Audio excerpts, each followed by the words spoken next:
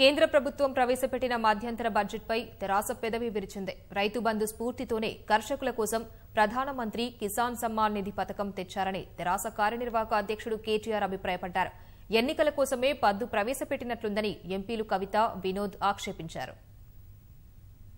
కేంద్రం ప్రవేశపెట్టిన vote on account బడ్జెట్లో కొత్తదనం ఏమీ లేదని తెరాస నేతలు వ్యాఖ్యానించారు. రైతులకు కేంద్రం ప్రకటించిన ఆర్థిక సాయంపై హర్షం వ్యక్తం చేసిన తెరాస కార్యనిర్వాహక అధ్యక్షుడు కేటీఆర్ రైతు బంధు పథకమే దేశవ్యాప్త కర్షకులకు మేలు చేస్తోందని పేర్కొన్నారు. అనుకరణకు మించిన ప్రశంస మరొకటి లేదని ట్విట్టర్లో వ్యాఖ్యానించారు. కేసీఆర్ రైతు బంధును కేంద్రం సరిగా కాపీ చేయలేదని తెరాస ఎంపీ కవిత ఎద్దేవా చేశారు. అన్నదాతలకు సహాయం చేసేందుకు కొత్త పథకం స్వాగతించదగినది అయినప్పటికీ మరింత మెరుగుపరచాల్సిన అవసరముందన్నారు. ఇది ఖచ్చితంగా ఎన్నికల పద్దేనన్న కవిత వేతన వర్గాలకు ఊరట కలిగించే పన్ను సంస్కరణలకు కట్టుబడి ఉండాలని ఆకాంక్షించారు. తాత్కాలిక పద్దును సాధారణ బడ్జెట్ తరహాలో పీయూష్ గోయల్ పార్లమెంట్లో ప్రవేశపెట్టి నియమాలు అతిక్రమించారని తెరాస ఎంపీ వినోద్ కుమార్ ఆరోపించారు. ఈ 5 సంవత్సరాల మోడీ గారి ప్రభుత్వము చెప్పుకోదగ్గ ఫ్లాగ్షిప్ ప్రోగ్రామ్ అంటాం. అంటే ఈ ప్రభుత్వము ఈ పథకాన్ని తీసుకొచ్చింది అంటూ చెప్పేది ఒకటి కూడా లేదు. బెస్ట్ పెర్ఫార్మింగ్ స్కీమ్స్ ఉంటాయి కొన్ని రాష్ట్రాల లోపల.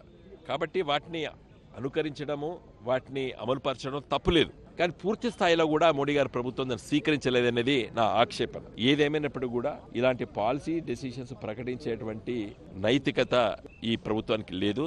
ఇది ఓన్లీ ఒక 2-3 మాసాల కోసం పద్దులు ఆమోదం కోసం ఉండవలసినటువంటి బడ్జెట్. ఒక పాలసీ డెసిషన్స్ ఇచ్చారు, అది కూడా సక్కంగా లేదు.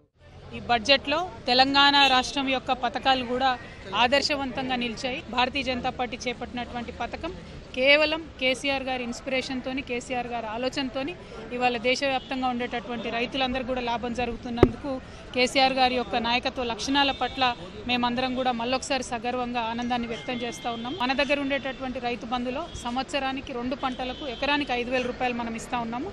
కానీ కేంద్ర ప్రభుత్వం 2 హెక్టార్ల కంటే 5 ఎకరాలకు కలిపి 6,000 ఇస్తామని చెప్తున్నారు. మరి ఇవాళ ఉన్నటువంటి సందర్భాల్లో మీరు గమనించినట్టయితే మేము సంస్కరణలు చేపట్టాము, ఇప్పుడు సంక్షేమం చేస్తున్నామని చెప్తున్నారు.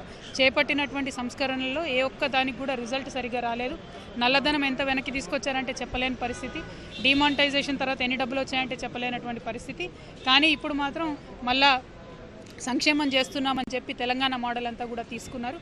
Anyway, I'm happy Narendra Modi government is following Telangana model.